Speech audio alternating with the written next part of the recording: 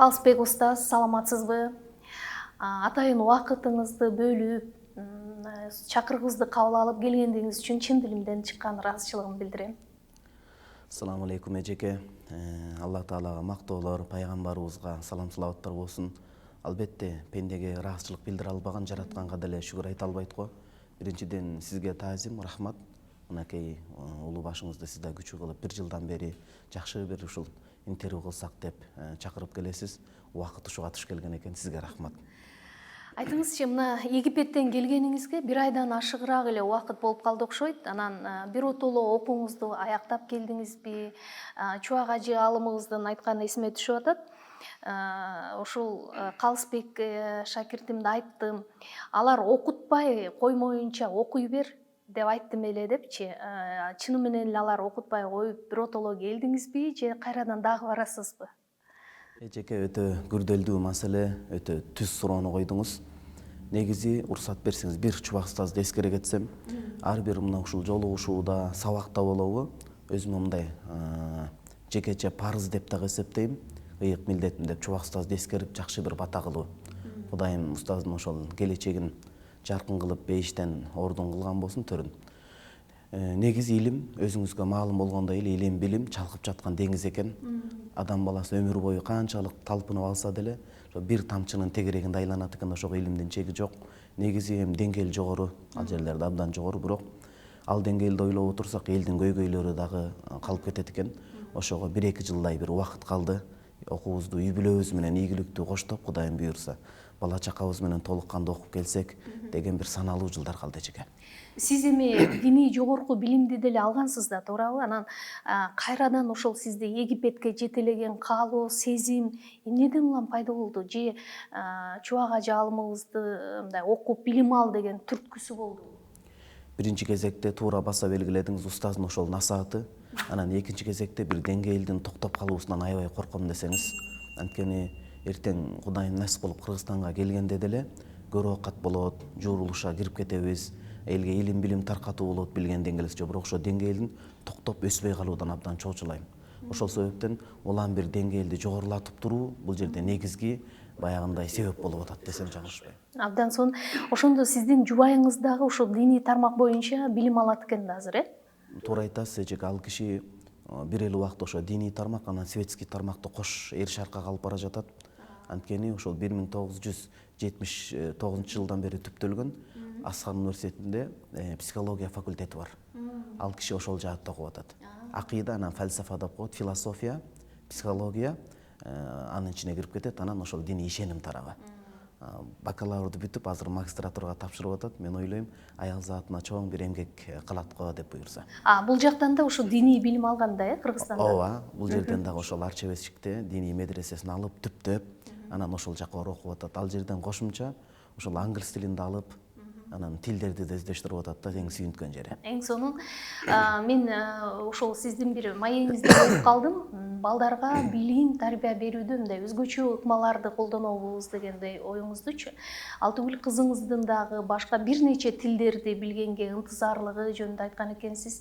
Анан балдарыңыз Кыргызстандан алыста жүргөндө мындай сагынышат бекен, же азыр аларга бул сезим анча тааныш эмеспи? Эжеке, баягы эми мен жолдо келатып 3 жыл мурун YouTubeга жүктөлгөн сиздин Раматылык устазыбыз менен дил маегиңизди көрүп, көзүмөн жаш сызгырып келдим да. Анан устаз ошол жерде сиз менен ачык айкын болгону болгондой айтууга аракет кылыптыр да. Эми Кудайым көрүп турат деген сезим күчтүү болгон да. Ошого мен сизге да бул интервьюда ачык болгону болгондой айтууга аракет кылайын. Негизинен ошол кыздарым баягы Египетте төрөлгөн жердин таасири баары бир болбой койбойт экен. Баары бир болот экен, бирок Кандай таасир ал? Мисалы Египетке жан тартып турат, ошол жерге максат коюп турат дегендей. Бирок бара жаштар өсүп, өспүрүм куракка жакындаган сайын кыргыз элине болгон патриоттуулугу, бул жерге болгон сүйүүсү, күйүүсү, элге болгон тартылуусу күч алып бара жатат. Кадимкидей. Бул сиздердин аларга мындай кулагына куюп аткан сөзүңөрбү? Кулагына куюу, анан алар ошол жеке мектепте окуйт ал жерде, баягы жакшыраак билимге талпынып. Ошол жерде мындайча айтканда кыргыз делегациясын, кыргыз мамлекетин чагылдыруу буларга чоң демилге болду го дейм. Биздин кулакка куюу жарым 50%, калган 50% кайсыл өлкөдөн? Кыргызстан. Дүйнөлүк картада өтө кичинекей экен, алар Египеттин эми көлөмдүү го. Дегенде кадимкидей ызаланып, туталанып, анан улуу кызымдын бир мындан 3-4 жыл мурун айткан сөзү бар эле, азыр 12-ге чыгып калды.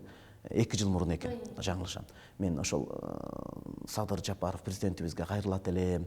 Ошол эмнеге биздин ушул мындай бир географиялык тарыхты ушундай аз көлөм ээлеп калдык, чоң болбойбу, мен ушуга ызаландым деген сөзү бар эле да, балалык кыялы. Ошого чоңойгон сайын, эс тарткан сайын Кыргызстанга тартылуусу буларды күчөп баштап атат. Айтыңызчы, балдарыңызга мындай сиз көбүрөөк кийин келечекте мындай светтик билим алган ошол кесип ээлери болушун каалайсызбы же ата-эне жолун жолдошуна мындай макулсузбу? Негизинен Кудайдын астындагы билиши милдет болгон парыз баягындай өкүмдөр бар го, илимдер. Ошол деңгээлди басып өткөндөн кийин кыздарымдын тандоосуна коем. Анткени илим билимди баягы эми бизге ушундай кылып калды да, тартуулап бекемдеп, бул светтик, бул илим депчи. Жок, алар эки тараптуу кош канат деп ойлойм мен. Анткени диний дагы сабаттуу болсун, ошол убакта светтик дагы дүйнө таанымы өтө күчтүү болсун. Азыр эми сиздей болуп сырттан билим, илим алып келип аткан жаштар көп да. Анан бирок кээде коомчулукта аларга болгон мындай бир чочулоо, сын көзү менен кароо жагдайы байкалып турат. Анткени алар эмне билим алып келип атат, кимден окуп келип атат, кандай таасирди Кыргызстанга жайылтат деген маселечи. Сизди бул жагдай ойлонтобу же бул жөн эле мындай натура чочулоо болуп эсептелеби? Эжеке, өтө зарыл суроолор бул. Негизи бул күрдөлдүү, өтө зарыл маселе. Анткени сырткы маданият бар, сырткы таасир бар. А бирок биз биринчи кезекте мусулманбыз, анан экинчи кезекте биз кыргызбыз да. Өзүбүздүн шариятка туура келген нарк населебиз, каада салтыбыз, үрп адатыбыз бар, кылым караткан. Ошол себептен аны менен сөз эсептеш керек. Бул туура эле жүйөлүү чоочулоо. Анткени ар кандай агымдардын таасири болуп калат, ар кандай провокация үндөө болуп калат. Анан келип мындай бир бузукулукка, эл арасында ыдыроого, ынтымактын ыдыроосуна себепкер болбош керек. Илим, ислам таза нерсе, ошону салт сана, үрп адат менен жуурулуштура, анан элге жеткирсе, биздин элибизге бир кадам жакын болот. Көйгөй мына ушул жерден башталып атат да. Демек, бул жагдайга мамлекет көңүл бөлүшү керек экен деп ойлойсуз да, туурабы? Ооба, көңүл бөлүшү керек. Буга абдан мындай тыкыр караш керек бул маселеге. Айтыңызчы, илимдин маданияты жөнүндө сурагым келип атат да. 1-2 жылда эле мындай алым болуп кеткиси келгендер азыр аябай көп да. Айрымдары Чубак ажынын стилинде мындай мечит, медреселерде суроо жооптор өтүп атат, атайын бир сабактарды өтүп атышат да. Анан албетте мен аларга мындай динден өтө эле алыс киши катары, динди жаңыдан тааный баштаган киши катары мындай сөз ыргыткым келбейт. Бирок диний илимден түшүнүгү аз кишилер ошол коомчулуктун бир топ эле мындай бир чыңалуусун жаратып койбойбу деген ой жаралат да. Мисалы, кээде аларды отуруп, алардын берген жоогуна, айткан сөзүнө ынанбайсың же ишенбейсиң, ушундай жагдайлар да көп да. Анан сиздин оюңузча бул Кыргызстанда жалпы диний аалымдардын аброюна шек келтирип койбос бекен? Эжеке, эми сиз сырттан сара эсеп салып турасыз да. Көп нерсени байкайсыз, мынакей чоң атыккан аалымдарыбыздан дагы дил маек алып жүрдүңүз, туура эле баамдап жатасыз. Анткени Раматылык Чубак устазыбыздын көзү тирүү кезинде бул нерсеге жол берилбейт эле. Кадимкидей илимдин адеби, маданияты бүт жол жобосу сакталар эле. Бирок устазыбыз өткөндөн кийин эми бул адамдардын жүрөгүнө кире албайбыз, бирок баягындай элге таанылуу, аброй күтүү, ошол манчыркоо маселелери күч алып кетти дагы, ички маселе, жүрөк маселеси. Азыр тез эле баардык аалым аталып, же көрүнүктүү болуп, элден аброй күткүсү келип калган бул бир тарап. Анан экинчиси ошол диний бул жердеги иреттүүлүктүн бир бышай электиги дагы бул нерсеге мындай бир көйгөй жаратып коюп атат дагы. Диний тараптан деле толук кандуу сабаты жок болуп туруп, ошол убакта дагы Кыргызстандын бул жердеги салт сана, үрп адат, динге туура келген нерсе менен эсептешпей, ошондой жорунсуз, жосунсуз жоруктар дагы орун алып калып жатат. Бул мени аябай өкүндүрөт, чындап айтсам. Жакшы ойдун учугун уладыңыз да, мындай диний иреттүүлүк депчи. Ушул маселени ким мындай жолго салышы керек? Муфтиятпы же дин иштери боюнча комиссиябы? Кандай ойлойсуз? Мындай бир сырттан баам салганда сизде бир рецепт барбы азыр? Ооба, биринчи кезекте бул тикелей биздин ошол мусулмандардын башчысы болгон муфтият бул нерсени көзөмөлгө салыш керек, и салып келатат.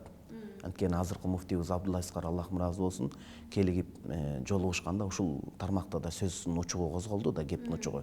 Анан ошондо кадимкидей буга чейин дагы болгон аракет, бирок азыр дагы ошол мындай бир түптөлүп, иреттелип баратат. Бирок дагы толуктоого муктаж. Анан тойгон ажекебиз дагы бул жерде жигердүү эмгектерди баягындай көрсөтүп келе жатат, бирок дагы бир толуктукка чыгарып, бир муну дагы иреттеп алып кетүүгө биз дагы эле муктажбыз негизи.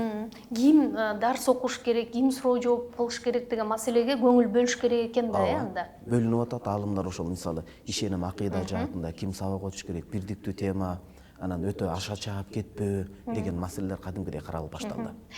Калысбек устаз, айтыңызчы, мына сиздин ысым соңку 3-4 жылда мындай өзгөчө сый урмат менен аталып, анан коомчулуктун ишенимине арзып келе жатасыз да. Анан буга сиздин алган билимиңиз, илимиңиз, ага жеткирүү бир чеберчилигиңиз көбүрөөк таасир эттиби, же Чубак устаздын шакирти деген мамиле көбүрөөк таасир этти деп ойлойсузбу? Неги сизге интервью берген Залкар адамдардын биринин сөзүн угуп калдым да. Негизи ал чындыгында эле Залкар адам баласы абройду жараткан Алладан сурап албайт, Кудайдан. Ал ошого Кудайдын берүүсү менен гана жетет, илешет деп. Адам өзү сурап албайт, анткени ал жасакирленүү болуп калат да, жасалма болуп калат. Ошого бул жерде Чубак устаздын элге тааныштырып кеткени, анан Чубак устаздын ошол сунуштап кеткени көбүрөөк маңызга ээ го дейм. Анткени мен жашмын, алдыда мындай бир оомол төкмөл жашоодо кыйшайбастан, түз жолдон адашпай, дагы көптөгөн эмгектер турат. Эл ошонун негизинде баа бериш керек. Буга чейин ойлойм Чубак устаздын бир элге айткан керези, насааты го деп. Эң сонун. Жалаң илим алуу, коомго алган илимиңизди мындай үйрөтүү менен азыр алектенип жатасыз. Буюрса, анан муну менен мындай үй бүлөлүк бюджетке салым кошууга болот бекен деги? Негизи мурдатан ушул нерсеге катуу бир далалат кылам да жеке. Үй бүлөнү өзгөчө бир өзүмдүн бир пешене теримди агызып, адал оокат кечирип бир камсыздоого. Негизи ошонун бир Кудайга шүгүр акыркы убакта ушул ачык айтам деп өтүм сизге. Умра жаатында Кудайдан канча жыл суранып дуа кылып келдим. Бир убакта элге ошол сабак, эң негизгиси Алланын ыраазычылыгы, элге үгүт насаат, анан ошону менен биргеликте үй бүлөнү каржылоо маселеси кандайдыр деңгээлде бөксөлүк толуп чечилип атат. Анан негизи ошол үй бүлөнү Башкача айтканда сиздин окуган дарстарыңыз үчүн төлөп беришет. Ооба, ошол умрага барганда ошол нерсе убакыт каралат негизи. Ошол кандайдыр бир бөксөлүктү толтуруп жатат. Анан үй бүлө жаатында ооба, албетте ал нерсеге сөзсүз баардыгыбыз көңүл буруп карашыбыз керек. Негизи көпчүлүк аалымдар деле ишкер боло алаарын далилдегендей болду окшойт. Ысымдарын атабай эле коеюн. Анан ушул ишкер болсом деп мындай аракет кылып көрдүңүзбү? Жок, негизи андай аракетим жок. Бирок үй бүлөнү тыңгармоо милдети бар. Бул көкүрөгүм түпкүрүндө катылган. Үй бүлөнү тыңгармоо, үй бүлөнү жакшы бир камсыздоо. Илим билим окутуп ал баардык мүмкүнчүлүккө барып та калат. Бирок ошол илим жааты мен үчүн перспективдүү жаат болот дагы. Ал жаатта ошол мындай бир кошумча булактарды карап туруп ошол камсыздоо маселеси бар. Кайдан табасыз ошондо? Дарстардан, Сабактан, анан баягы Чубак устаз мурда баса белгилегендей, молдону эл багат дейт эмеспи? Сурануу маселеси жок. Эл өзү каржылап карап турушат, бирок өзүмдөн дагы аракет кылуу маселеси бар. Эң сонун. Динде албетте текеберчилик бул жаман сапат, адат катары каралат эмеспи? Анан бирок чын ыклас менен жооп берүүгө даярмын деп келдиңиз да, анан өзүңүздү башкаларга үлгү катары эсептейсизби, көрөсүзбү? Анан сиз билбеген, биз билбеген же өзүңүз баамдаган одоно кемчиликтериңиз барбы? Таамай курч суроо бердиңиз. Негизи пенде болгондон кийин пенде баласы жаңылышат экен, жазат экен, ката басат экен. Пенде жаңылышат. Негизи баарыбызга үлгү адашпаган пайгамбарыбыз саллаллаху алейхи вассалам гана турбайбы, Алланын элчиси. Андан башкасы баягы кемчиликтүү. Бирок элдин көзүнө молдо адам баары мындай үлгүлүү көрүнүш керек болот да. Кандайдыр бир деңгээлде, анткени эл ошол молдолордун сүйлөгөнүн жашоосунда көргүсү келет. Башкадан көңүлү калса да молдодон эң акыркы учурда көңүлү калышы мүмкүн. Кээде үмүт издеп, акыркы мындай бир чечимди уккусу келип барат, молдодон уккусу келип, ошогондой жашоо кырчалышып турат да. Анан ошого албетте ал нерселерге аракет кылыш керек. Биз жаза кетүүгө, жаза басууга негизи биздин акыбыз жок. Ошого бул маселе өтө бир мындай жакшы тыкыр караш керек. Анан экинчи маселе, өзүмдүн дене тулпатымда кемчиликтерим көп, бирок эң мындай көзгө баскан кемчилик менин көңүлчүгүм. көңүлчөктүгүм, ак көңүлчөктөгүм көбүрөөк мындай деп эсептейм. Мына могу кече жакында нускадан жаңылдым. Тандалма макалдар жана лакаптар деп ушунда дагы орто ченинде жакшы бир макал келиптир. Эр көңүлчөгү зар, аял көңүлчөгү кор болот депчи. Эми бул баардык учурда эмес го, бирок кээде ашыкча көңүлчөктүк да башка зыян алып келип койгонун өзүм байкап жүрөм. Бирок кээде ак көңүлдүк бул абдан жакшы сапат катары дагы көп учурда бул жакшы. балатынат эмеспи? Эми ушул биздин Кыргызстандын диний тармагы боюнча бир маселелерге кайрылып суроо бергим келип атат да. Айтыңызчы, мусулмандар басымдуулук кылган бардык постсоветтик өлкөлөрдө калкты мындай исламдашуу процесси жүрүп жатат да. Анан анын бир токтобой тургандыгы дагы айдан ачык. Анан бүгүнкү күндө Кыргызстан ушул мусулмандар мындай радикалдашуу коркунучу бар деген эксперттердин пикирине кандай карайсыз өзүңүз? Негизи баягы баатылдык деп коет экен, туура эмес нерсе күчөгөндө акыйкатсыздык кошо күчөйт, акыйкатсыздык күчөгөндө анын тегерегинде коштоп жамандык дагы мындай жанырып жүрөт экен да, бул мыйзам ченемдүү көрүнүш. Ошого бул жерде балким исламдашуу, анан балким туурарагы тагыраагы асыл эне өз нугуна кайра кайтуу десек туурарак болот окшойт. Өз нугуна кайтуу. Ата бабаларыбыз илгертеден жакшы карманып келбедиби мусулманчылыкты? Бирок ошол туура илимдин негизинде туура багытта карманбасак, чындап эле эксперттердин мындай бир алдын ала үрөйүн учура тургандай нерсе туура эле бул. Анткени Демек коркунуч бар, коркунуч бар. Анткени эмне үчүн дегенде биз эми аздыр көптүр илим даңгыр жолунда жүрбөйбүзбү? Туура булактан суу ичпесе, туура багытты кармабаса, бул ошол диний конфликт, экстремизмге, терроризмге алып барып калышы мүмкүн да бул. Анан экинчиси могу жарандык согуштун жараты бүтпөйт го. Кудум ошондой эле бул диний тараптан бөлүнүү бул жамандыкка алып барат. Кээде биз дүйнөлүк деңгээлде досторубуз бар, казакстандык бауырларыбыз эскерип калат, бир үйдө кээде ар кандай агымдардан бир туугандар эле катташпай, тамак бир дасторкондун үстүндө ыламасы келишпей калган учурлар кездешет дейт да. Бул Кыргызстанда деле бар. Бул Кыргызстанда дагы бар өкүнүчтүү көрүнүш. Ошон үчүн туура булактан ичүү, илимди каныгып алуу, динден туура түшүнүк бул өтө абадай зарыл. Антпесе өтө кыйын болуп калат. Эжеке, уруксат берсеңиз бир кошумча кошуп койсом, мен Египетте үнүм жеткен, сыйлаган, кадырлаган инилериме, тааныштарга да айтам. Ошол эгерде биз туура багыттан илим албасак, элибизде эле карапайым өмүр кечирип, ата энебизге жардамдашып жүргөнүбүз абзел болот. Анан ата энесин капырга чыгарып, мамлекетке саткындык кылып, үммөттүн башына тополоңдуу замандап келе турган бул чоң кечирилгис күнөөлөрдүн бири болуп калат. Кудай сактасын. Анан негизи бул жерде сиз айтмакчы калктын мындай диний сабаттуулугу өзгөчө мааниге ээ экен да, туурабы? Анан ал диний сабаттуулукта ошол сиздин кесиптештердин дагы ролу албетте жогору болуш керек. Диний сабаттуулук индексин эгерде 5 балдык шкала менен карай турган болсок, бал менен сиз канча деген баа коет элеңиз? Мурда баягы постсоветтик өлкөлөрдө эми гана тай басып баштабадыбы? Раматылык Чубак устаз жана бир ката аалымдардын мындай бир күжүрмөн кайра жигердүү эмгектеринин натыйжасынан улам, азыр эми тай баскан бала эненин сүтүнөн чыгып, буламык жеп калган учуру ошол себептен мен 2-2,5 деп баалайм. Бул албетте пессимисттик көз караш, артка чегинүү эмес. Бул акыйкаттын көзүн табуу, анан ошого жараша жаратты дарылоо, ошого жараша балага буламык, анан буламыктан кийин тамак өткөзүү процесси. Антпесе бизде бала буламык курагына келсе, биздеги мусулманчылык азыр ага манты берип, ага башка тамактарды берип, ашказанын оорутуп, баланы бейтапканага дуушар кылган эле кейип болуп калып атат да. Буга далилдер бар. Ушул Кыргызстанда мисалы диний билим берүүнүн мындай абалы азыр сизди канааттандырабы? Мисалы көп эле мечиттер, медреселер ачылып атат, ислам университети бар, эми ислам академиясы түптөлүп ачылыш керек деп атабыз. Бирок ушулардын баардыгы эле мисалы ачылды, билим берди, жыйынтык күтсө болобу? Эжеке, мурдага караганда артка кылча айтсак кыйла жакшы.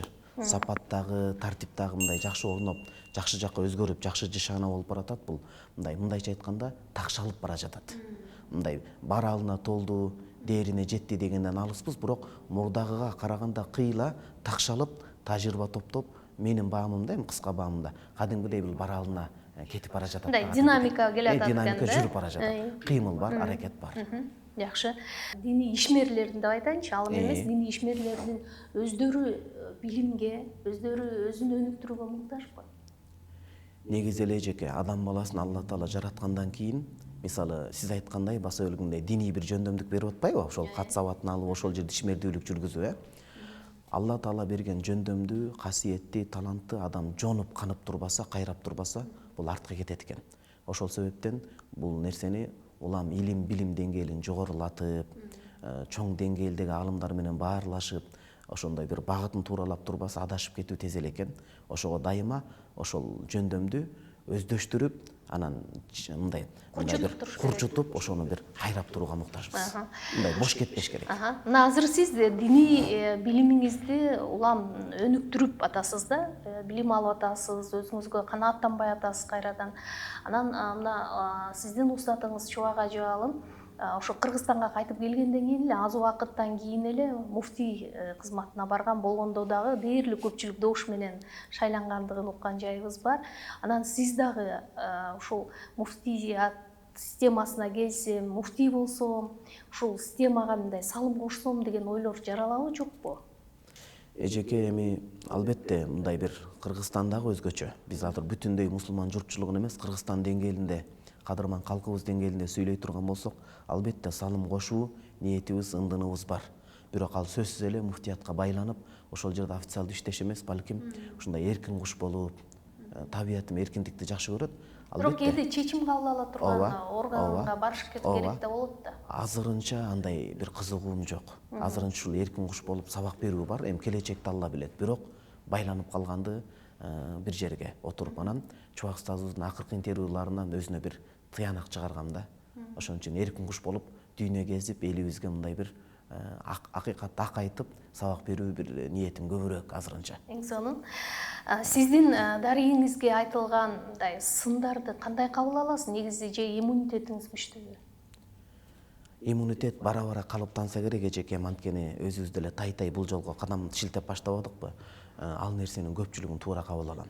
Туура, мен ачык айтайын, башында өтө оор болду мага. Чубак устазыбыз өткөндөн кийин сабак айтып баштадык. Албетте көч бара-бара түзөлөт. Көрө көсөм сүйлөй чечен болот дегендей, башында ошол сын пикирлер кабыл алуу өтө оор болду. Кандай сын пикирлер көп айтылчу эле сизге? Мисалы, сүйлөп аткан учурда деп көп токтолуп калат экен, оюн тактана эл Чубак устаздын деңгээлин көрдү да, ошону менден дароо көргүсү келди дагы, ал деңгээлге жетиш кыйын да негизи эле. Ага жетебизби жокпу бир Кудайга маалым, бирок ошол деңгээлди күткөндө мен бере албаган себептен ошол нерселерди эл көбүрөөк сынга алганда, мен албуттанып, кээ бир учурда мындай бир уйкусуз түндөр атты да таңдар. Бирок ал нерсени туура кабыл алып, сабак өндүрүү жаатын азыр өттүм, өздөштүрдүм.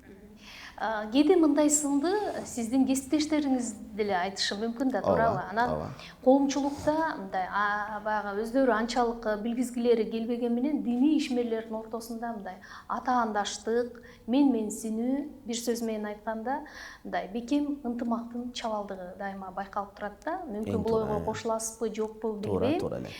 Деги эле бул жоюлабы же кадыресе эле көрүнүшпү? Бул эми илгертеден уланып келе жаткан бир көрүнүш негизи. Бул эми жашоо сыноодон тургандан кийин бул сыноонун ичине орун алып кирип кетет экен, бирок бул бир нерсени анык билиш керек, узакка узабайт. Бул негизи чечсе болот.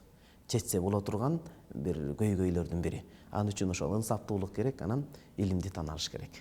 Ынсаптуулук менен. Бул жагдай бар, сизди ойлонтот. Бул жагдай бар, ойлонто турган, бирок бул нерсени ошол бир кичине бир ийгилик, күчпейилдүүлүк менен чечсе болот. Бул жагдайга мисалы бир таасир эте турган фактор, окуя болуш керек бандай эмне? Баягы ичара кызганычкабы дейсизби? Азыр баягындай илим алуу булактар ар кайсы өлкөдөн келет эмеспи?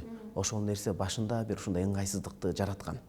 Бирок азыр кадимкидей, эми баягы ислам дини таза дин болгондон кийин бир аалымдардын, чоң курактагы, орто курактагы аалымдардын ынтымак дасторкондору, ынтымак сөздөрү кадимкидей күч алып бара жатат. Мен ойлойм, ушул орто муң, улуу муңдун ушул жөрөлгөсү, жакшы нишанасы, жаш жетилип келаткан муунга бул мындай бир үлгүлүү, өзөктүү сабак болот. Чубак ажы устатыңыз каза болгондон кийин албетте мындай эңшерилип, мындай көпкө жаман болгондугуңузду билебиз. Анан башка аалымдар менен азыр мамилеңиз кандай? Эжеке, Алар сизден мындай үйрөнгүсү келген учурлар болобу же көбүрөөк сиз алардан үйрөнөсүзбү? Кээде устаттан шакирт өтөт деген да жакшы сөз бар. Башка аалымдар менен ыламам жакшы, мамилем таттуу, ынак. Анткени ата энем ушундай тарбия бергенби, Кудай ушундай тартуулаган окшойт. Кичпейилдүүлүктү туу тутканга аракет кылам да. Анан мисалы ошол Кара Балтадагы Абдурахим дамылабыз, Арча Бешиктеги Сыражын дамылабыз, Максат дамыла, Абчыкыр устаз, айтор элге эмгеги, кызматы сиңген устаздар менен ар дайым кичпейил аларга окуучу мамиле кылууга аябай бир аракет кылам. Анан жанагы экинчи тараптан алардын менден пайдалануусун азыр байкай элекмин. Балким мен азыр өсүп жете элекмин го дейм.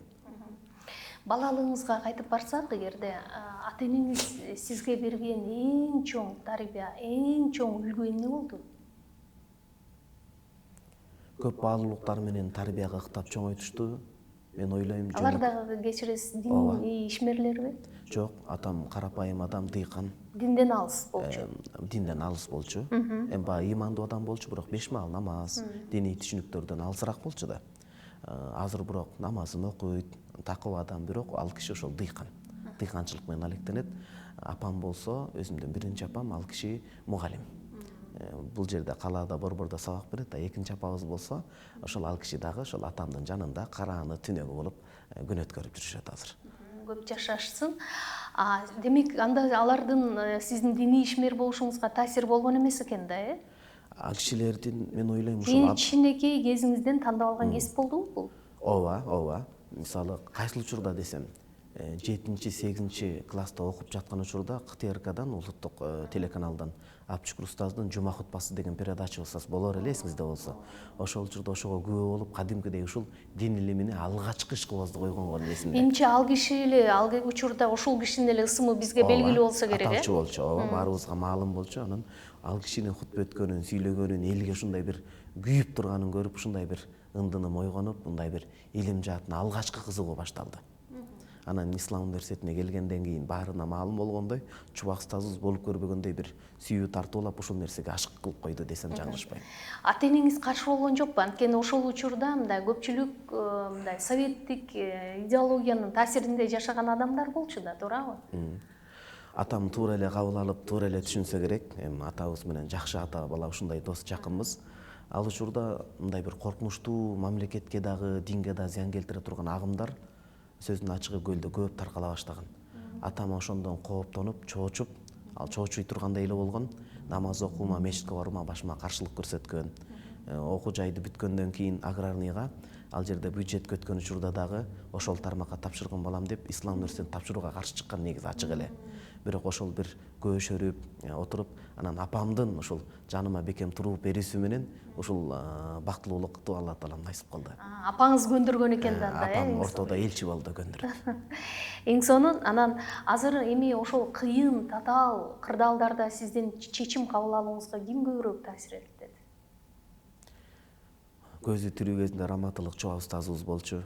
Жан сүйшөлткөн күрдөлдүү маселелер сөзсүз кеңешчимин. Анан албетте атанын деми, тирүүлүгү бөлөк эмеспи? Канча жашка келип калды кечиресиз? Атам ошол бир 50дөн өтүп 60га таяп калды. 56-57 жашка келип калды, жаш атабыз. Атабыз менен кеңешем. Анан илимий жаатта бизде билесиз да, өтө күрдөлдүү маселелер болот. Ошол учурда Чубак устазыбызга таалим берген, Мадинада өмүр сүргөн аксакал Саид Багдаш деген устазыбыз менен кеңешем. Кээде ошол сурооңузга жооп таппай калган учурлар болобу? Ошондо ал жоопту кайдан издейсиз? Илимденби? Ооба, ачык айтайын, мына 2 жыл мурда, 2-3 жыл мурда үй бүлөлүк маселелерде ушундай бир таң атканча түйшөлүп, буйдаланып, кыйналып өткөргөн учурлар болот эле. Оор суроолор келгенде муну шарият боюнча жооп бересиз, бирок ал адамдар көтөрө албайт. Бул элдин суроолору боюнчабы? Ал шариаттагы ал жоопту мындай аш кылып сиңире албайт да. Ошондо күндөлүк жашоодон бир кеңеш бериш керек болот. Ошол учурда аябай көп издедим. Бир учурда эле дин менен жакшы картайып улгайган, анан жашоо устаты болгон, ушундай улгайган адамдардан анан жооп издегенге туура келет. Ошол адамдар алар динден алыс болсо деле. Ооба, анткени жашоо сабагын көргөн адамдар да. Ал кишилердин ошол нерсесин алып, анан дин менен журуштура бергенде кадимкидей бир ийгиликтер жаралды десем туура болот. Бир ирет Чубак ажым менен ошол анда мен Марал радиосунда иштейт элем, маектешип отурганда мен айттым эле да, эми сиз кечиресиз, бирок сиз деген сизге берилген суроолор ушунчалык майда болуп кеткен жокпу депчи, ушундан тажай элексизби дегенде айтты эле, мен тажап кээде ушул жооп бергим дагы келбей койгон учурлар болот, бирок мен эл үчүн деп мындай кайра ишимди улантып келе жатам депчи. Анын сыңарындай сизде дагы ушундай учурлар болобу жокпу? Болот. Дегеним бул суроону бергеним мындай, Ооба. элдин кандай десем, жылдардын өтүшү менен мындай деңгээли өсүп атабы, кандай абалда бизде? Чубак устазыбыз кадыресе элдин ушунчалык бир деңгээлин өсүшүнө түздөн түз салым кошуптур, эбегейсиз зор. Кадимкидей азыр суроолор соода тармагындай бийик деңгээлге өскөн. Бирок ар бир замандын жан түшүрткөн маселелери болот экен. Үй бүлө жаатында келген суроолор ушундай бир көп. Анан жеңил ойлуулук, уруксат берсеңиз, сабырсыздык, анан эртеңки мындай укурукту алыс таштабагандык себептен суроолор көп кайталанып келет. Ушул кадимкидей бир көкөрүмө тийип атат да ушул суроолор. Кадимкидей ушундай бир түйшөлтөт. Канча жооп берилет, бирок ошол суроолор көп кайталанат. Эл мисалы өзү дагы көп аракет кылып изденип, жеңил ойлуулуктан, сабырсыздыктан, анан укурукту алыс таштабай чабалдыктан эле этияттанса көп нерселерге өздөрүнөн чечим чыкмак. Ушул маселе жеңил ойлуулук көп биздин башыбызга таяк болуп тийип атат. Ушул оюңузду улай эле сурагым келип атат. Чындыгында эле мындай үй бүлөлүк жагдайлар боюнча суроо жоопто аябай көп жооп берип жүрбөйсүзбү? Ооба. Анан мындай Кыргызстанда ушул үй бүлөлүк баалуулуктар, үй бүлө институтунун абалы кандай абалда деп ойлойсуз? Анткени сиз деле мындай илимий кишисиз да. Баары бир болбой эле мындай бир жыйынтык, анализ жасап атсаңыз керек да. Туура айтасыз, буга негизи жаш процесси өтө маңызга ээ экен. Албетте мен 2 кыздын, 1 уулдун атасы, мындай 40-ка карап кетип атам, 30-дун кырынан өтүп, бирок буга бир жаш керек экен. Бул маселелерди толук кандуу чечүүгө адам бир жок дегенде 50-60 аркасына бир кылчайып карап, жашоонун бир ачуу таттуу сабагында кошо белгилеп кеткен фактор азыр жетишсиз болуп турат, чынын айтсам эжеке. Анан бирок Кыргызстанда үй бүлө институтунда кече жакында мамлекеттик ошол жаңылык сайттарынан тиркемелеринен карасам, быйылкы жыл өзгөчө үй бүлө жаатында ажырашуу саны өтө эле арбын. Былтыркыга караганда өтө эле көп күч алган экен. Ошол себептен үй бүлө академиясынын институтунда мүчүлүштүктөр өтө көп. Чала быш элек маселелер көп. Буга мамлекеттик деңгээлде идеологиялык нерсени түптөп туруп, жалпы жапа-тырмак күрөшпөсө, эртең мунун запкысын чегип калуу алыс эмес да менин баамымда. Демек анда мамлекеттик саясат керек экен, буга диний ишмерлер эмне кылыш керек? Анда алардын вазифасы кайсында болот? Ишмерлер ушул миграция маселесине көңүл буруп, Кыргызстандан ошол жумуш менен камсыздоо маселесин чечсе, үй бүлө маселесинин көбү мындай бир бөксөлүгү толот эле. Анткени суроолордун үй бүлө жаатында келген 80% суроосу мигранттардын суроосу. Күйөөсү ал жерге кеткен, ал жерден эми ойноп кеткени болот экен, ыйман алсыз болуп, күлүп шапар тээп кеткени болот, ал жерде жоопкерчилик унутуп койгон болот. Ишкерлер ошол үй бүлө жагын жумуш менен камсыздоо, анан буюрса эжеке үй бүлө даярдагыс курстарыны академиясын түптөгөнгө жардам берсе, бизде кадрлар бар. Ошол тармак көп нерсени жетилтет эле. Эң сону мисалы эсиңиздеби, баягы мурда Советтер Союзу учурунда үй бүлөнү пландоо, үй бүлөгө даярдык деген сыяктуу бир предметтер өтүлүп, анан бир иш чаралар болчу эле, Ооба. Ушуну мен сиздей орто муундардан сураштырсам ошондой болгон экен. Бул эң туура болгон экен. Анан азыркы үлгүдө Малайзия мамлекети муну өтө жакшы алып баратат. Иреттеп ордуна коюп, ошол мисалы да ушул сунушум бар эле да, сизден пайдаланып айтып калсам, муфтият деңгээлинде бекилсе. Эми башында ыктыярдуу болуп, пилотный проект болуп кетип, үй бүлө курстары ачылып, анан ошол жерде муфтияттан бир күбөлүктөр, ошол жерден бир сертификаттар берилсе, мынакей үй бүлө даярдагыч курстарыны бул ийгиликтүү тапшырды деп, ошондой бир муфтият менен мамлекеттик деңгээлде баягындай байлап койсок өтө жакшы болмок. Мисалы кандай? Ал окуу жайларда диний сабат биринчи кезекте, экинчи кезекте сый урмат. Анткени кээде эми баардыгына ташырта албайм, бирок жоолук кийип, илим окуп деле кайнатасына, кайненесине жаркын маанай менен чай бере албагандар жолугуп калып жатат. Кайната кайнене улуу урматты, сый урматты жакшы кое турган, каада салтты биле турган, күйөөсүнүн ыраазычылыгын таба тургандай бир даярдагыч курстар өтүлсө, бул өтө жакшы болмок. Ошону анан бекитип койсо ЗАГС жагына, анан ошол нике тарабынан, анан муфтият тарабына бекитилсе сонун болмок. Айтмакчы, жакында ушу сиздин баяндарыңыздын бирөөсүн угуп жатып, мен бир нерсениңизди угуп калдым, жаңылбасам. Азыр эгер жаңылсам толуктайсыз. Бардык эле молдолор мындай нике кыйбаш керек, никени кыя турган молдо атайын бир даярдыктан билим алып өтсө деген ойду айттыңыз да. Ооба. Эмне үчүн ушул жагдайга келдиңиз? Эмне сизди кыжаалат кылды? Эмнеден улам бул ой жаралды? Негизги эки себеп бар эжеке. Биринчиси Аматылык чубак устазы ушул демилгенин жакшы иш жөрөлгөнүн башында тургандыгы. Мухаммад Кодри Баша деген өзү ошо Осман халифачылыгында чоң акыркы жетилген аалым болгон. Ошо кишинин 5 томдук китебин текстин ал жерде Берене мыйзам болуп жазылган. Ошону кыргыз тилине так даана которулуп, ошону муфтиятка бекитип, нике кыя турган молдолорду сертификатташтырып, сапатын көтөрсөк деген демилге. Биринчиси, экинчиси нике учурундагы мүчүлүштүктөр. Нике кыйылып аткан учурда эми айтылына сөз козголот, бирок жетиштүү деңгээлде көңүл бурулуп, ынта коюлбаган себептен чала бышып калып, анын туура эмес натыйжаларын биз көрүп атабыз. Демек жоопкерчилик тарабы жүктөлбөй айтылбай калып атат. Кечээ эле нике кыйылдык, ошол жерде кыздын атасы кирди, бирок баланын ата энеси кирбей калды. Мен ушуну бир сунушта айта элем. Нике учурунда жеңеси башкада киргени жакшы, бирок ата энеси кирсе, ошол жерде эки тарап беттешип, жүздөшүп отурганда эки тараптын жоопкерчиликтери, сый мамилелер бүт эскерилсе, кайната кайненесинин астында да болочок жубайлар, милдеттенмелер жакшы жүктөлмөк. Касымбек уста, сизде мындай жигитке 70 өнөр аздык кылат деген сөз бар эмес? Анан сизде ыр жаза турганыңызды дагы уктум. Ооба. Мындай аябай таң калдым. Ал түгүл бир ырыңызды дагы окуп калдым, сонун экен. Анан көбүрөөк ырларды эмне жөнүндө жазасыз? Кайсы учурда ыр жазасыз? Деги эле ырларыңыз чогулуп, балким бир чакан китепче болуп калган чыгар.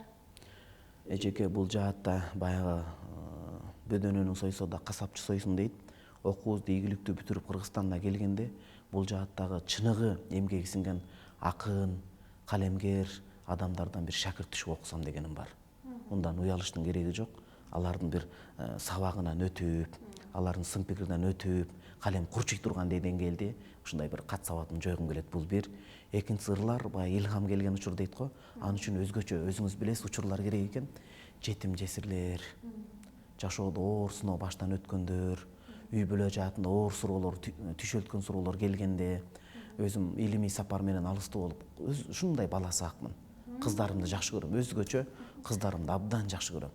Кыздарымды катуу сагынганда, ошол ырлар мындай бир башкача мындай жуурулушуп чыгат да ушул учурларда. Азыр эсиңизде болсо окуп бере албайсыз, Анан баягы сиз жигитке 70 өнөр аздык кылат деп эдиңизби? Ыр чыгаруудан башка дыйканчылыкты жакшы көрөм. Анткени көлдө, ошо түптө Көөч айылында атабыз менен эмгек өтөп, жер жагын жакшы билем дагы, анан ошол жер жаатын азыр көп колдонбой, ижарага эле берилип, жерлерибизди куурап, битиреп калганын көрүп, кадимкидей бир көңүлүм ооруйт. Айылда сизде ушундай өзүңүздүн үлүш жериңиз болсо керек, Ооба. Эмне айдап эгесиз? Азыр негизи мурда ошо картошка деп коет го. Картошка менен анан акыркы учурда дайыма атаман чалып, ден соолугун сурап, алды кеттиğini сураганда жерди сурайм да сиз. Акыркы учурда жерибиз кандай болуп атат, ооба, кандай болуп атат, же ижарага берип эле мындай отоо чөп басып калдыбы деп сурасам, ошо мал күткөн себептен азын-оолак арпа менен буудай көп эгилип калыптыр. Бирок мен кулпунай, акыркы убакта ушул нерселерди эгүүгө аябай изилденип да, кызыгып да жүрөм да. Эң сонун колуңуздан келет болуш керек. Садыбак Касажи устаздын айтканы эсимде. Мен ушул Бишкектин четине ушул азыр эсимден чыгып атат, алма беле же эмне көчөт эле ушинтип багбанчылык кылсам деген планым бар. Кыяс Молдокасымовго кайдан үйрөнсөмбү деп жүрөм деп. Бирок ишке аштыбы жокпу билбейм. Бирок бул эң сонун экен, Анткени эжеке, балдар менен атанын ортосунда тарбия иш жүзүндө болгону мындай эффективдүү болот турбайбы, таасирдүү. Балдарым, кыздарымды бирге алып, үй бүлөм менен ошол жерде алек болгон мага абдан жагат. Бир убакта туура турам. Анан үчүнчү нерсе усталыкка кызыгам. Азыр ийгиликке жетиш элекмин, бирок абдан кызыгам. үйдө өзүм жасап, китепкана, ушуга абдан кызыгам да, мындайча айтканда. жыгач устачылык Жыгач усталыкка абдан кызыгам. Мебелдер Үйрөнгүм келет. жасайсыз? Жок, ошол жасай элекмин, бирок үйрөнгүм келет. Бир алгачкы кадамдар бар дейин, бирок абдан ушул Эми тармакка сиз жетишким баягы келет. жөнөкөйлүгүңүздү көрсөтүп атасыз, бирок жасасаңыз керек. Аз мисалы стол, стул. Аракет кылам, анан аябай бир сонун нерселерди жасагым келет. Буюрса, эң сонун экен, бул жакшы. Эми ырыңызды окуп бериңиз анда. Макул десеңиз, эми биздин калемгерлер баягы кечирим көз карашы менен караса туура деп ойлойм. Эми ар ким өзүнүн жан дүйнөсүн жазганга укугу бар, албетте. Элмирбек Иманалиев раматылык агайды абдан баалайм, жакшы көрөм. Бир ушул 3 адам дүйнө салганда ушундай жан дүйнө меңшерилип, боор этим кайрылышты да кыйналдым. Казакстандан Абдыкапар Усманов, Чубак устаздан Элмирбек Иманалиев өзгөчө. Бул киши түшүмө да кирди. Анан ушул кишинин Египетке китеби барып калыптыр, үй бүлөсү жазган.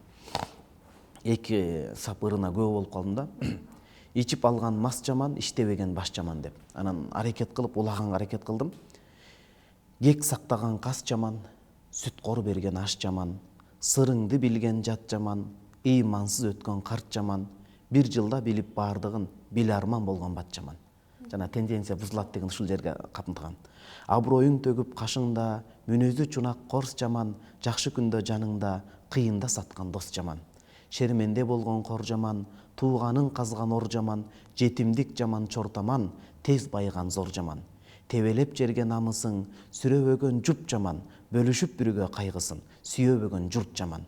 Куп жарашкан кийимге, көрк бербеген кур жаман, баам парасат болбосо, мойнунан илген тур жаман. Өзөктөн чыккан өрт жаман, өтөлбөгөн ант жаман, душманга сырын алдырып, өзүңдөгү жат жаман.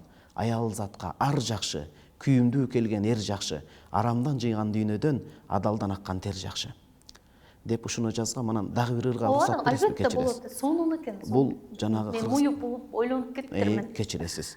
Жанагы Кыргызстанга ар жылы келерде, Кыргызстандагы көйгөйгө бир көз чаптырып, анан ошондо 2 жыл мурда Оштогу Ошко күйөө боламын да өзүм.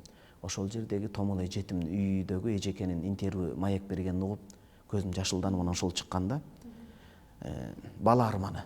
Атасы мигрант болуп сыртка кеткен, ал деле аны да түшүнсө болот, бирок баланын кусалыгын чагылдыргым келди.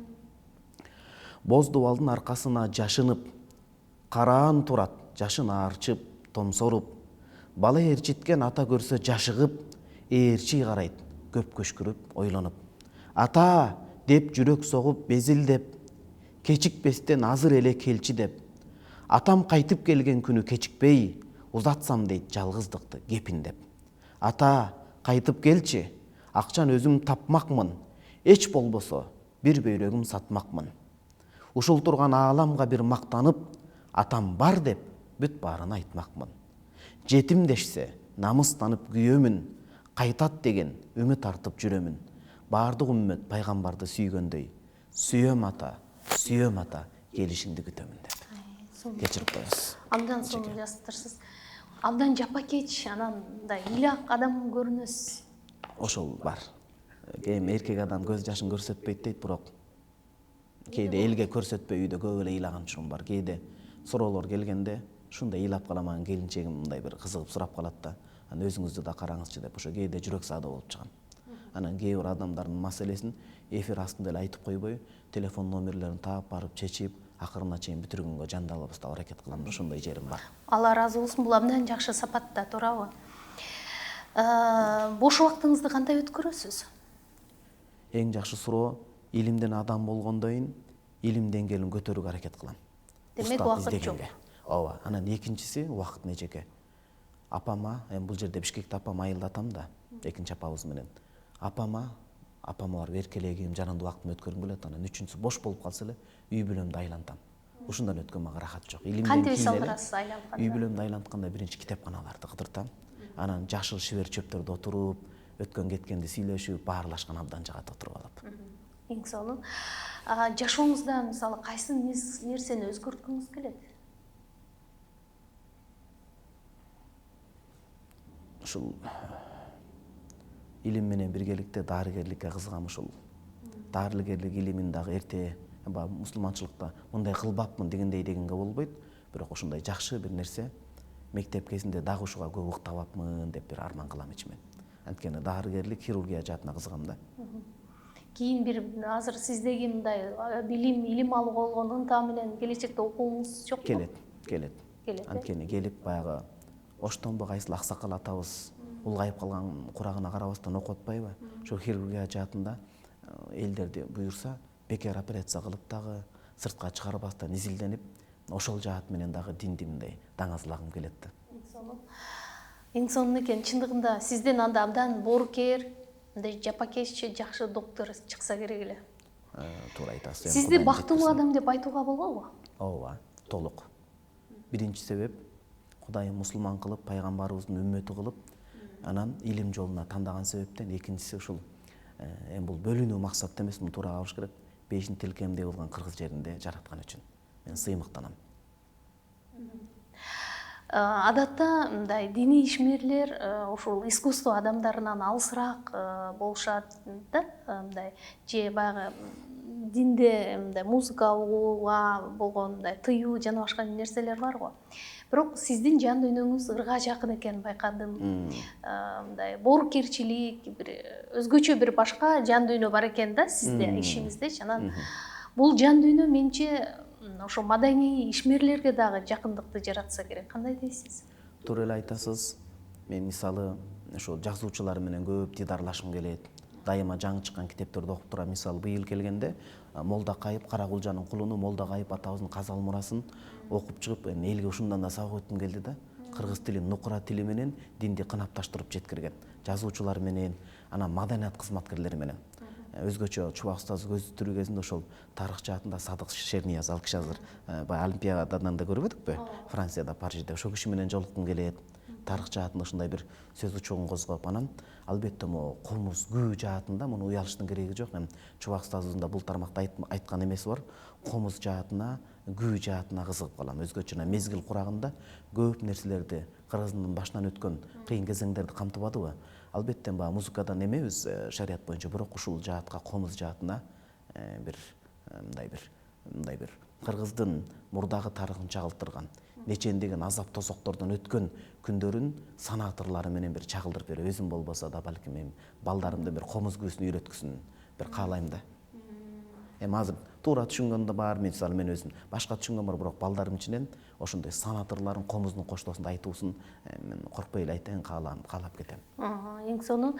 Демек, мындай алардын ар тараптуу болушундагы балдарыңыздын өзгөчө каалайт экенсиз, туурабы? Ооба. Анткени бул дагы Кудай Таала берген жөндөн болгон, аны туура пайдаланыш керек. Туура нукка элди даңазалоого, Алланы таанытууга, мекенди сүйүүгө болсо анын эмнеси болбосун. Чектен ашпастан, шариятты сактап, эми арам музыкага кирип кетпестен, бирок ошол тармакта ар тараптуу болуш керек кыздарым. Ошол себептен алардын окуусуна дагы өзүм убакытты коротуп алып барууга туура келет да, Египеттен дагы. Мындай турмуштагы тутунган принциптериңиз, адам менен пикирлешүү, жакындашууда кайсы жагдайларга көбүрөөк таянасыз? Чын-чынын айтсам, ар бир адам түпкүлүгүндө жакшылыгы бар. Кудай Таала жаратканда баардыгын таза жараткан. Ымыркай баардыгы таза болот. Сырткы факторлор, чөйрө, таалимден таасирленет, бирок ар бир адамды мен ойлойм ушундай принципти карманам, жамандап эле бир беткей жамандап калбаш керек. Ал адамдык укугу бар, туурабы? Ал анан баягы адам өлүм алдындагы марага каралат. Өмүр бою күнөөкөр болгон адам өлүм алдында тообосуна келиши толук ыктымал. Анда биз кантип жүзүн карайбыз? Ошол себептен анын бир адамдык кемчилик сыпатын гана көрүш керек, бирок адамдын өзүн сүйө билиш керек. Ошондой мисалы теңирчи башка болуп калса дагы, албетте Кудай Тааладан ага биринчи ыйман, ынсап тилейм. Анткени анын көңүлүндөгү, жүрөгүндөгү катылып жаткан жакшы сыпатын чыгарып, ошону ошол бөксөлүктү анан жуурутуп, айрандай аралаштырып туруп, улап кетүү көпүрөсүн карманам да мен. Кайсы тарыхый инсандар сизди көп кызыктырат? Эмне үчүн? Былтыр Баткенге барганда Исхак Разаков атабыз, негизи мен илгертеден жакшы көрөм а кишини. Анан Исхак Разаков атабыз көп кызыктырат. Жаштыгына карабастан элдик реформатор, өтө чоң деңгээлде мындай башын ушундай бир нерселерге сайып берген адам. Бул бир. Экинчи, жазуучулардын ичинен Төлөгөн Касымбеков атабызды абдан жакшы көрөм. Китептерин окуй берем, ошол эле кел сынган кылыч адам болгум келет. Сулайман Немеш орусчасын дагы окуп, ушул адамды башкача баалайм. Анткени билбейм, өзүм жан дүйнөдөн жашык болгон себептенби, ошо кишинин китеп, раматылык кишинин китебин окуганда экөөбүз жан дүйнө менен сүйлөшкөндөй боло берем. Мындай кусалыкты, сүрөттөөнү башкача берет да бул киши, күйгөн адам. Бул экинчи адам тарыхый. Анан албетте үчүнчү адам раматылык чубак устазыбыз уникалдуу. Айтыңызчы, мисалы сиз менен көп эле адамдар, ошол эле саясатчылар, ишкерлер, мүмкүн маданият ишмерлери деле жолугуп сүйлөшкүсү келишет да. Азыркы учурда сиздин ысымыңыз белгилүү болуп калды да. Бирок сизге андай сунуштар болгондо дайыма эле мындай макулдугуңузду бересизби же кээде баш тарткан учурлар да болобу? Негизинен эми кандай болгон күндө да элге эмгеги сиңген бул элдин каймактары да. Демек каймактар менен эсептешиш керек. Балким мен ошо көбүнчө көп убакыт Египетте болгон себептенби андай сунуштар балким ойлорунда болгондур, бирок азырынча эми көрүнүп баштады. Мен бирок баш тартпайт элем. Илимий учурларга эле каршы келип калбаса, баарлашып жеткирип калуудан мен баш тартпайт элем. Калысбек устаз, сизге мындай кыска блиц суроолорду даярдаганбыз. Кыска ошого жоопторуңузду дагы уксак. Сиз үчүн эң кызыктуу, анан өзгөчө жаккан өлкө кайсы? Ачык айталы, Кыргызстан. Кыргызстандын ичинде Баткен. Бул элди бөлүп жаруу эмес, бирок Кыргызстан жалпы. Ысык көлдө төрөсөңүз дагы Баткенди жактырат экенсиз да. Ысык көл жүрөгүбүздө. Кыргызстан жүрөгүбүздө, бирок Баткенди мен өзгөчө баргандан кийин ал жердеги элдердин жупунулугу, карапайымдыгы бул бөлүп жаруу эмес, эч качан баардыгы бирдей, 7 область тең. Бирок ошол жерде чыныгы баатырлар турат. Ошол жерде элдердин карапайымдуулугу түгүл, аэропортко чейин узатканда ошол жердеги адамдардын жөнөкөйлүгү мени ушунчалык өзү жөнөкөйлүктөрү менен Баткен эле чырмап алды десем адашпайм. Эң сонун. Сиз уккан эң жакшы кеңеш кайсы болгон? Аны ким айткан?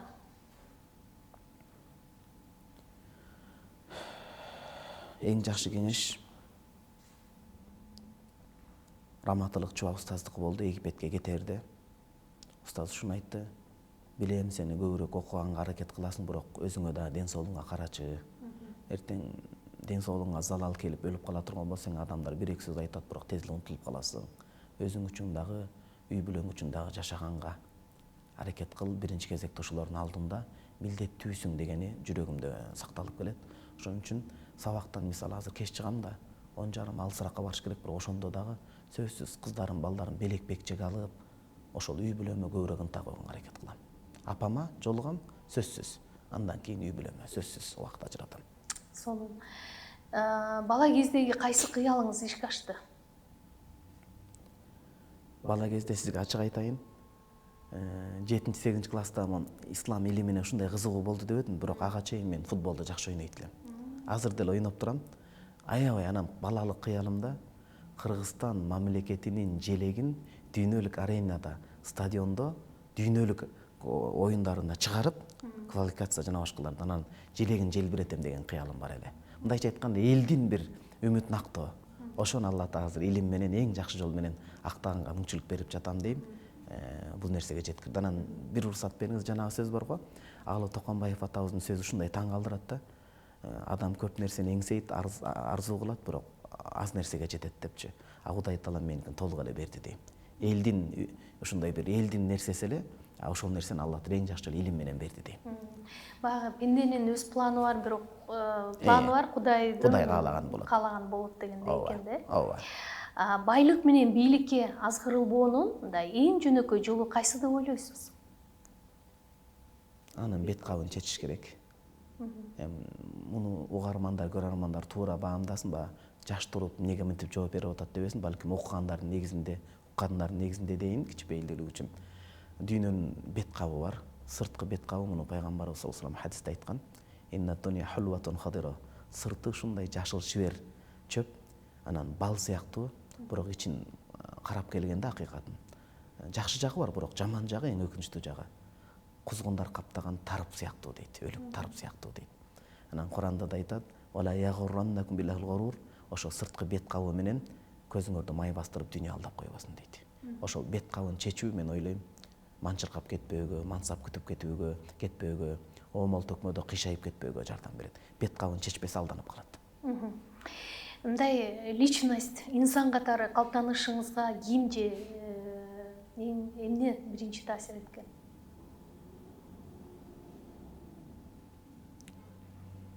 Эми бул тагдыр. Мен сизге ачык айтам деп башында убада бергем. Эми тагдыр экен.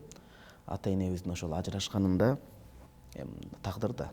Ажырашып калганында атама дагы ыраазымын, эми ал тагдыр, апама да ыраазымын, ата энебиз бейиштик болсун. Апамдын жашоо үчүн күрөшкөнүн, өзүн ушул күнгө чейин таштабай келгенин ошол мага көбүрөөк дем берген. Мындай жеке үй бүлөлүк жашоодон алсам, анан экинчиси чубак устазыбыз. Эми чубак устазыбыз белгилүү эл билет, бирок ошол апам. Апамдын ушул күнгө чейин жашоо үчүн күрөшүп, Сизди ошондо жалгыз тарбияладыбы? Жок, ата энебиз чогуу тарбиялады, бирок мындай өтө бир жашообузда мен мындай үстүртөдөн кагаз куруп айтайын, жалпак тил менен. Кыйын кезеңдер болуп өткөн күндөр болгон, ошол кезде апамдын кайраттуулугун, намысына бекемдигин, сөзүн таштап койбоңдугу мага чоң сабак берген. Ошол себептен да окшойт баягы суроолорду жүрөк менен кабыл алганым. Көп жашасын. Кофеби же чайбы? Кайсынысын жактырасыз? Табиятыма кофе жагат, латте өзгөчө. Бирок ашказаным оору себептен чайга өтүшкө мажбурмун. Түшкө ишенесизби? Ооба. Анткени динде айтат, пайгамбарчылыктын учкундары, белгилери калды, ал жакшы түш деп. Аям Бардык түшкө эмес, жакшы түшкө. Өзгөчө багымдаттан кийинки түшкө. Демек багымдаттан кийинки түш чындыкка жакын болот. Өткөргөн убакыт саатыңызга бушайман болгон учурлар кездешеби? Ооба. Пайдасыз кетти, аттың деп.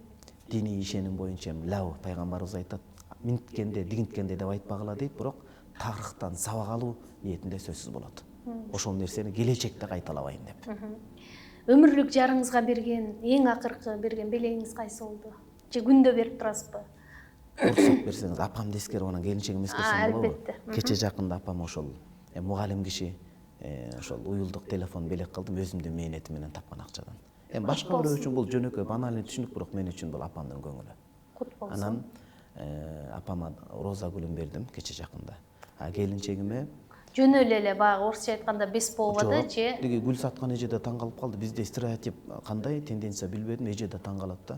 Бир күнү мындай жок, эне болгон үчүн депчи. Эне болгон үчүн. Анан келинчегиме азыр уулум менен жалда больницада бирге жатат да. Орус тилинде үй бүлөлүктүн баалуу китеп белек кылдым. Китеп белек кылганды жакшы көрөм, анан роза гүлүнөн. Апама бергендейин, анан кыздарыма кызыл гүл, келинчегиме ак гүл. 4 гүл, 3 гүл бердим, анткени бири өзүңүзгө, бири ушундай бир эки кыз анан Мухаммадты тартуулап бергениңизге себепкер болуп деп. Ошондо 3 4 ак роза гүлүн бердим. Бир сумкасы кошумча. Мактанып атат молдеке дебесин, бирок эми болгону да бул. Мындай жубайыңызга кандай жолдошсуз? Мындай үй тиричилигине жардам бересизби же бул жумуш түз келинчегиңизге тиешеби? Раматылык чубак устаз айтканы барбы, мен Саудиядан окуп келип, анан үйдө баягы келинчегим оор жумуш кылып атса, чыдай албай жардамдашсам, апаң мындай болуп калыпсың, балам кандай дегенден түшүндүрүп бердим дегени бар да. Ошол сыяктуу карап тура албайм. Эми анын баягы жаштардын арасында подкаблучник башка дейт, кандай эмес, бирок биз көбүн эсе чет элдебиз. Өзүбүз, ата энебиз алыста болуп, өзүбүз алгачкы кызыбыз жарык дүнүгө келгенде бүт кыйынчылыктарды баштан өткөрдүк. Кыркын өзүбүз чыгардык, жардамдашып келебиз. Ошол себептен эми өзүмдү жакшы деп айтпайын, бирок келинчегим менден ыраазы. Анткени дайыма бири-бирибизде жашоодо кошо соккон жүрөк түнөк болууга тырышабыз, аракет кылабыз. Кош көңүл эч качан карап тура албайм. Анткени ата энемдин ошол жашоосундагы нерселер мага чоң сабак. Ошол нерсе чоң сабак болгондо келинчегимдин ооручуларын карап тура албайм, колдон келишинче жардам берем. Анан эми калганын келинчегимден сураш керек, консаптуулук үчүн. Мен бир жагдай таң калтырат да, мисалы мындай диний ишмерлер десе эле коомчулуктун бир категориясында ушундай түшүнүк бар. Булар аялдарын мындай кордошот, мындай эшчеккага чыгарышпайт, алар бардык жумушты алардын мойнуна илип койгон депчи. Анан мен ошол чубак ажынын дарстарын угуп отуруп, тескерисинче мисалы чубак ажыдан өткөн айымдарга күйгөн кишини көргөн жокмун. Аялдардын тең укуктуулугу, аялдар деген урмат кылыш керек деген сыяктуучу. Анан азыр сиздин айткан жообуңуз дагы ошого менче далил деп ойлойм да. Ушул стереотип менче мындай бир бара-бара калат болуш керек. Калат, иш жүзүндө көргөзүш керек. Эжек анткени 3 мына 2 кызыбыз, Ханифа 12 жашта, Малика 8 жашта, Мухаммад 3 жашта. үчөөнүн тең эле 40-ын мен өзүм чыгардым да. Аллахым себепкер кылды. Анткени бул биринчисинде өтө кыйын болот экен, кийинкисинде тажрыйба топтоп калат экенсиз, бирок 40 ичи келинчегиң баягы сөөгү ордуна жайгашсын, колуңуз да сууга тийбесин деп, атүгүл кээ бир учурларда жеңелер жанагындай тоок сорпо жасап келгенде күйөөңүздүк бизден даамдыраак окшойт деп уялышкандары да бар да, бул баягындай. Анан экинчиден мисалы айталы баягындай стереотипти бузуу максатында.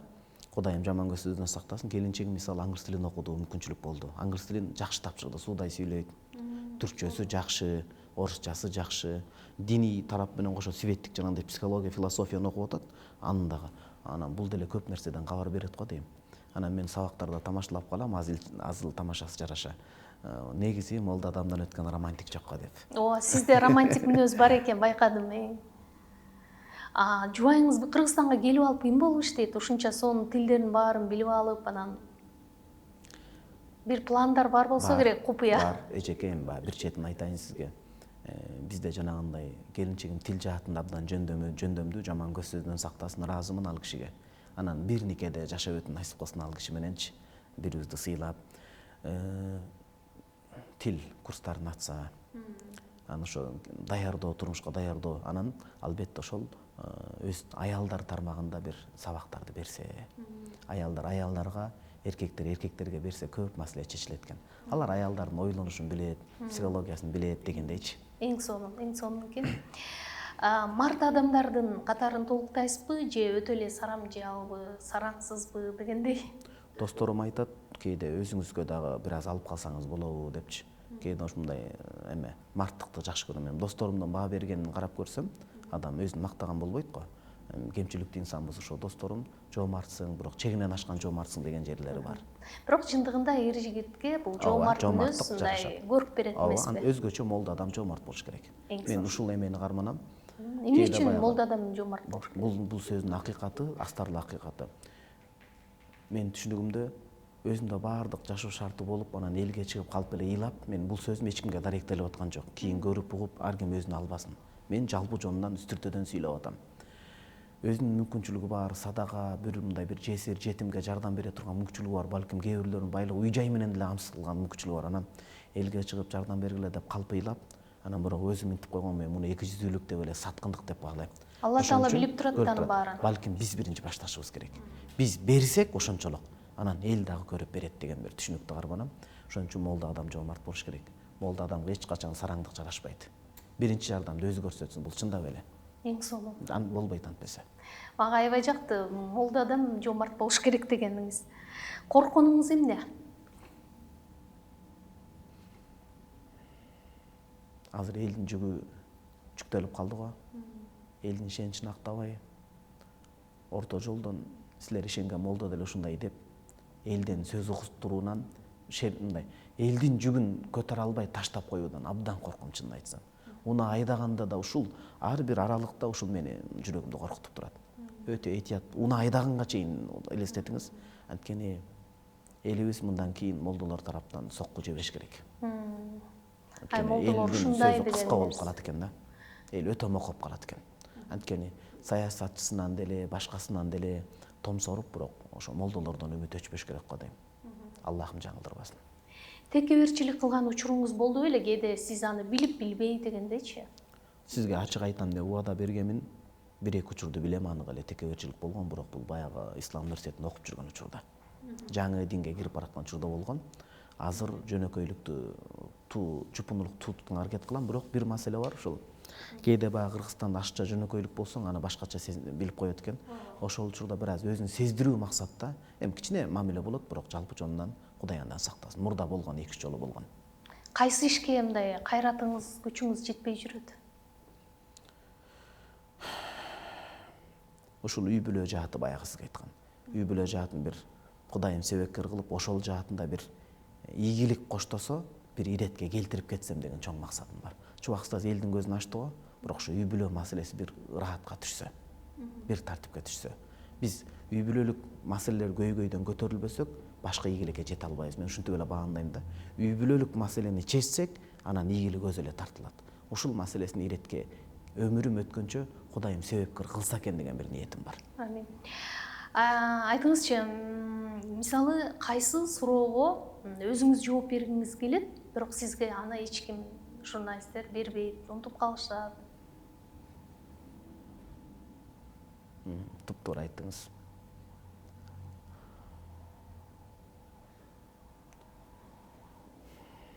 Молдолордун түйшүгү канчалык? Алардын балдарынын үй бүлөлүк тарбиясы канчалык? Жоопкерчилиги кантар? Жалпы жонунан берилет го, бирок ошол молдо чөйрөсүнүн дин жаатында жүргөндөрдүн үй бүлөсүнүн абалы. Ошолор билимге кантип жетилиш керек, кандай болуш керек, ушул көйгөйдү жакшы каралыш керек. Негизи молдолор демекчи ошол кээде молдолордун балдарына берген тарбиясы дагы ойдогудай чыкпай калган учурлар болобу? Бул учур эмнеге байланыштуу деп ойлойсуз? Молдо адам өтө көңүлчөк болуп калат экен дагы, жар тандагандан адашпаш керек дуба кылып. Анткени жанында жалпы эле мынакей карасаңыз, эжеке сиз аны жакшы билесиз, дин жаатында молдо чөйрөсүнүн чек арачы, анан могу биз мисалы милиция кызматкерлери бар, ошого окшогон күнү түнү эл менен алек болгон адамдардын үй бүлөсүнө өтө оор кирет экен. Учурдан пайдаланып ошол кишилердин үй бүлөсүнө дагы жакшылык каалап кетем. Анткени бул адам аялына кыйын болот экен. Эмне деген кызгануулар болот, эмне деген жүк көтөрүүлөр болот, эмне деген күйөөнүн мындай бир демине зар учурлар болот. Ошондо ошол элдин жүгүн алган адамдардын жубайлары балдарына мыкты тарбия берген 2-3 эсе жүк жүктөлөт экен. Ошон үчүн элдин жүгүн аткарган адамдардын келинчектерине ошолордун бир түйшүгү унутта калат да. Таанылган адам сүйлөп кете берет, ушул. А бирок ошол артында турган чыныгы баатырлардын эмгеги мындай көмүскө да калат. Ошол тармагы дейм да. Сизге бекем ден соолук каалайм. Буюрса эми 1 жылдан кийин биротоло Кыргызстанга кайтып келет экенсиз. Алыста, мекениңизден сыртта жүрөсүз. Ошо алган илимиңиз өзүңүзгө мындай берекесин берсин, пайдалуу болсун, Анан жалпы сиз алып келген билим албетте бул сизге гана эмес, жалпы кыргыз элине пайда алып келе турган илим болот деп ишенем, ойлойм. Аманчылык каалайбыз. Кайрадан көрүшкөнчө дейли. Сизге да рахмат эжеке. Чынын айтсам, Кудай таалам ушундай жакшылыктарды берсин эжеке, элибиз өнүп өссүн. Ар нерсенин ошо бир элден суранычым, бир нерсенин жакшы жагын көрүп, ошону бетке кармап, ошону журуштура өнүктүрүп кетсек, биздин келечегибиз алдыда биз бул бөлүнүбүз эң кыйын элдердин катарына киребиз. Ошого буюрса рахмат сизге. Өмүрүңүз, ден соолугуңуз чың болсун. Сиздин кызыңызга дайыма мен дуба кылам. Жакшылыгын көрүңүз буюрса. Дагы жакшылыкта көрүшөлү эжеке.